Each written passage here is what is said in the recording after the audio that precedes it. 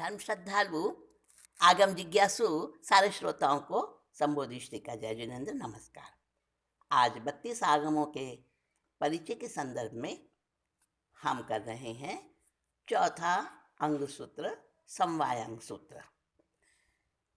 साथियों, समवायांग सूत्र जैसे कि इसका नाम से ही समझ आता है, समवायांग, जिसमें बहुत अच्छी प्रकार से विस्तार से समझाया गया है, वो है समवायांग सूत्र। तो ऐसा ही इसके बारे में परिचय दिया गया है कि सेकिमतम समवायांग सूत्र क्या है। तो समवायनम जीवा समासिज्जन्ति अजीवा समासिज्जन्ति जीवा जीवा समासिज्जन्ति। ससमय समासिज्जै परसमय समासिज्जै ससमय परसमय समासिज्जै लोय समासिज्जै अलोय समासिज्जै लोय लोय समासिज्जै। ये पीछे भी ये शब्द हमने समझे हैं, पढ़े हैं, जाने हैं। यहाँ पर देखिए, जो पीछे स्थानांग सूत्र था, तो वहाँ ठाविज्जन्ति आया था, जीवा ठाविज्जन्ति अजीवा ठाविज्जन्ति। और जो सुयगडांग सूत्र था यानी सूत्रकृतांग सूत्र था, वहाँ पे जीवा सुइज्जै लोय सुइज्जै अलोय सुइज्जै, वहाँ सुइज्जै था। और जहाँ पे यहाँ पर जो है समवायांग सूत्र में वहाँ समासिज्जै समासिज्जन्ति जीवा समासिज्जन्ति अजीवा समासिज्जन्ति। तो ये हमारे मतलब आगमों की एक विशेषता है कि उसको शब्द के अनुसार उसका अर्थ और उसकी सरसता कितनी अच्छे ढंग से बनाई गई है हमारे आचार्यों ने, और उससे पहले गंधर्व भगवंतों ने जो इन शब्दों का समायोजन किया है। क्योंकि जितने भी हमारे आज के आगम हैं वो सारी की सारी भगवान प्रभु महावीर की वाणी है। मूल वाणी तो भगवान की है, और गंधर्वों ने उनकी अर्थ रूप वाणी को सूत्र रूप में गूंथा है। हाँ, तो वाणी वही है, और उसका जो समायोजन किया गया है वो बड़ा ही सुंदर ढंग से किया गया है, जो बात के आचार्यों ने किया है। तो यहाँ पर समवाय सूत्र में जीवा समासिज्जै अजीवा जीवा समासिज्जन्ति बहुवचन में है, जीवा समासिज्जन्ति अजीवा समासिज्जन्ति जीवा जीवा समासिज्जन्ति। यानी जीव और अजीव, और जीव और अजीव दोनों, इनको समाश्रयन किया गया है। समाश्रयन का अर्थ होता है सम्यक रूप से प्ररूपना करना। सम प्लस आ प्लस श्रय, श्री धातु से श्रय बनता है। तो जिसका बहुत सम्यक प्रकार से विस्तार से अच्छे ढंग से प्ररूपना की जाए, विवेचना की जाए, उसको कहते हैं समाश्रयण।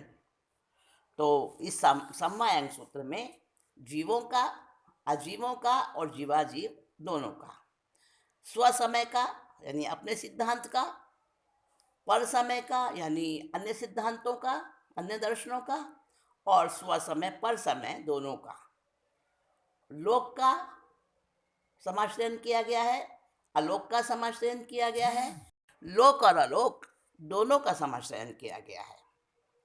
तो ये बात इसमें संक्षेप में बता दी कि समवायांग सूत्र में क्या है। अब आगे बता रहे हैं समवायनम एगायानम एगुत्तरयानम ठान सय विवड्ढियानम भावानम परूगुणा आगविज्जै। देखिए, पीछे जो तीसरा अंग सूत्र हमने समझा था, उसके अंदर हमने कहा, यही आया था कि एक एक स्थान बढ़ते बढ़ते स्थान के रूप में, यानी 1 2 3 4 अंक जो होते हैं, उनके अनुसार वहाँ पे गैदरिंग की गई है। सेम वही बात समवायांग सूत्र में भी है। बस इतना फर्क है कि ठाणांग सूत्र के अंदर 1 से 10 तक का था, 10 अध्ययन थे ना, 1 से 10 ठाणे थे। और यहाँ समवायांग सूत्र में उससे आगे की बात कही गई है, यानी 10 से लेकर 100 के बाद 100 200 300 400 500 ऐसे करते करते फिर 1000 तक, फिर 1000 के बाद 1000 2000 4000 10,000, फिर उसके बाद और आगे बढ़ गए हैं तो इस तरह करोड़ तक की संख्या तक पहुंच गए हैं ठाणांग सूत्र में। आप कहेंगे इतने कौन कौन से होते हैं? इतने तो कोई होते ही नहीं है। बिल्कुल होते हैं। देखिए, जो अवगाहना होती है, मोक्ष जाने की योग्यता, उत्कृष्ट अवगाहना चाहिए उसके लिए 500 धनुष की, लेकिन अवगाहना तो 800-900 धनुष तक की भी होती है। हाँ, जरूर होती है। तो ऐसी चीज़ें, अब 800 धनुष है तो वो 800 में आएगा, 500 धनुष है वो 500 वाले उसमें आएगा। तो समवायांग सूत्र में जो चीज़ें ठाणांग सूत्र में रह गई थी, उनको आगे वाली जो संख्याएं हैं उनसे संबंधित जो चीज़ें हैं वो समवायांग सूत्र के अंदर ली गई हैं। तो समवायांग सूत्र में यही बात बताई है यहाँ पर कि एगायानम, एक इत्यादि से लेकर, और एगुत्तरयानम, एक एक बढ़ाते जाए उसमें, और ठाण से विवड्ढयानम, यानी 100 स्थान, और उससे भी आगे बढ़ते जाएं, इस प्रकार की स्थान के हिसाब से परोपना की गई है। और क्या किया गया है ठाणांग सूत्र में, और क्या विशेषता है? द्वालस विहस्य गणिपिगस्य पल्लवगे समासिज्जै, यानी 12 अंग जो है ना हमारे, द्वालस विह यानी 12 प्रकार के जो गणिपिटक है, हमारे जो द्वादशांगी वाणी है ना भगवान की, तो उसकी भी प्ररूपना इसमें वो भी बताई गई है। नंदी सूत्र में भी आई है और समवायांग सूत्र में भी आई है। तो समवायांग सूत्र में भी बताया है 12 अंगों के बारे में, और समवायांग सूत्र में और भी कुछ आया है। और इसमें विशेषता क्या है कि एंड में, इसमें एंड में अंतिम, जहाँ अंतिम आएगा ना परिशिष्ट इसका, आखिरी का, तो वहाँ पर इसमें क्या आया है, थोड़ा संक्षेप में बताया गया है। इन ब्रीफ डिस्क्रिप्शन क्या बताया गया है, 12 अंगों की बात बताई गई है, और साथ में बायोडाटा बताया गया है। किसका? 63 श्लाघनीय पुरुषों का। कौन से होते हैं 33 श्लाघनीय पुरुष? हाँ, बिल्कुल आपको सही पता है। 24 तीर्थंकर, 12 चक्रवर्ती, और 9 बलदेव, 9 वासुदेव, 9 प्रतिवासुदेव। ये सब मिला के कितने होते हैं? ये होते हैं 63 श्लाका पुरुष। श्लाका पुरुष का मतलब क्या? श्लाका पुरुष का मतलब है कि ऐसे महानुभाव, ऐसी विशेष आत्माएं जिनके अंदर एक्स्ट्रा ऑर्डिनरी पर्सनैलिटी होती है, जिन्होंने अपने जैसे, अब देखिए, बलदेव, वासुदेव, प्रतिवासुदेव कोई साधारण होते हैं क्या? चक्रवर्ती कोई साधारण होते हैं? तीर्थंकर तो खैर होते ही हैं। तो ऐसे 63 श्लाघनीय पुरुषों का उनके माता पिता का, उनके जन्म का, सारा कुछ बायोडाटा इसमें समवायिंग सूत्र में मिल जाता है हमें। जरूर पढ़ेंगे ना समवायिंग सूत्र को? हाँ, मन कर रहा है आपका। तो समवायिंग सूत्र में ये सब तो है ही, और इसके साथ साथ समवायिंग सूत्र में और क्या है कि इसमें आ, चरण करण का भी विवेचन है। चरण करण समझते हैं आप? चरण का मतलब है आचरण, और करण का मतलब जो करणीय होता है, करने योग्य होता है, वो करण होता है। तो चरण सत्री है 70, और चरण सत्री भी 70 हैं, तो उनका भी इसमें विवेचन बताया गया है एनग्रोस तरीके से, मतलब बहुत अच्छे विस्तार से, गहराई से बताया गया है। और जो इसको पढ़ लेता है ना समवायांग सूत्र को, देखिए आचारांग सूत्र, समवायांग सूत्र और सूत्रकृतांग सूत्र, इनका विशेष महत्व है। इनका जो जानकार बन जाता है ना, वो मतलब सिंगारपति भी बनता है। और जो आचार्य, उपाध्याय और वाचनाचार्य इत्यादि जो पदवियां होती हैं, गणावच्छेदक पदवियां होती हैं, उनको प्राप्त करने के लिए भी ये समवायांग सूत्र का जानकार होना जरूरी होता है। तो स्कॉलर बन जाता है, यानी कि इसको पढ़ने वाला, समवायांग सूत्र को पढ़ने वाला स्कॉलर बन जाता है, एक्सपर्ट हो जाता है सब्जेक्ट का। तो समवायांग सूत्र प्रॉपर, ऑथेंटिक, सब्सटेंशियल, मतलब ऐसा प्रतिपादन है इसके अंदर जीवों का, अजीवों का, लोक का, अलोक का, और सारे संसार के जितने भी द्रव्य पदार्थ हैं, जीव और अजीव हैं, सबके बारे में वो ऐसा मीनिंग बताया गया है समवायांग सूत्र में। अब आप कहेंगे जी वो तो उसमें ही बताया था, ठाणांग सूत्र में ही बताया था। बिल्कुल ठीक है, लेकिन आप जब पढ़ेंगे ना, तब आपको पता चलेगा कि हर आगम में बताने का तरीका और उसका जो एक वो क्या कहना चाहिए, प्रतीकात्मक जो स्टाइल है वो अलग अलग होता है, हर आगम का अलग अलग होता है, और उससे हमें नया नया सीखने को मिलता है। तो समवायांग सूत्र में कितना है? एक श्रुति स्कंध है, एक ही अध्ययन है, एक ही उद्देशन काल है, एक ही समुद्देशन काल है। अब उद्देशन काल क्या होता है, समुद्देशन काल क्या होता है, फिर से बताऊं? चलिए फिर से बता देती हूँ।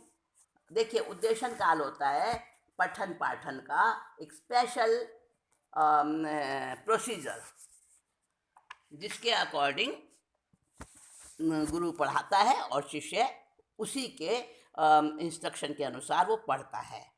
तो ये उद्देशन काल होता है। समुद्देशन काल थोड़ा छोटा होता है, जैसे एक बड़ा चैप्टर और एक उसके अंदर से सब चैप्टर्स होते हैं, छोटे छोटे चैप्टर्स होते हैं। समुद्देशन काल उद्देशन काल से थोड़ा छोटा होता है, थोड़ा कम लंबा होता है, उसका कम समय होता है।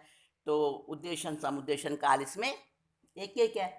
और फिर इसके अंदर क्या है, वो सारा जो हम पीछे पढ़ के आए हैं, संख्यात वाचना है, वाचना यानी लेसन्स, संख्यात अनुयोग द्वार हैं, अनुयोग द्वार यानी उसको प्रतिपादन करना, उसका तरीका, अर्थ और शब्द के साथ मीनिंग को जोड़ना। हाँ, और उसके बाद में वेड है। वेड का अर्थ होता है कि वर्सेस, पृष्ठक, सेंटेंसेस, और उसके संख्यात, फिर उसके श्लोक हैं, संख्यात निरुक्ति हैं। निरुक्ति समझते हैं आप?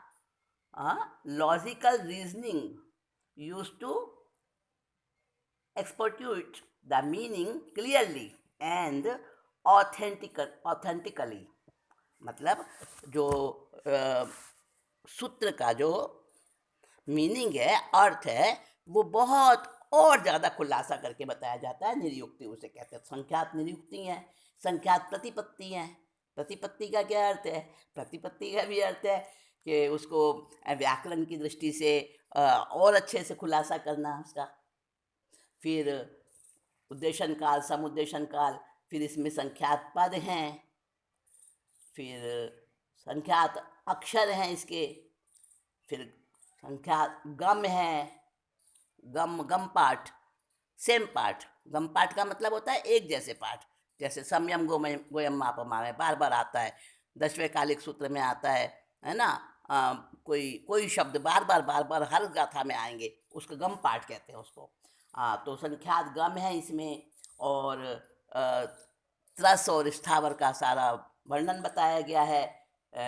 हैं परित्ता, परित का मतलब है एक लिमिट में, तो लिमिटेड नंबर में त्रस का वर्णन है।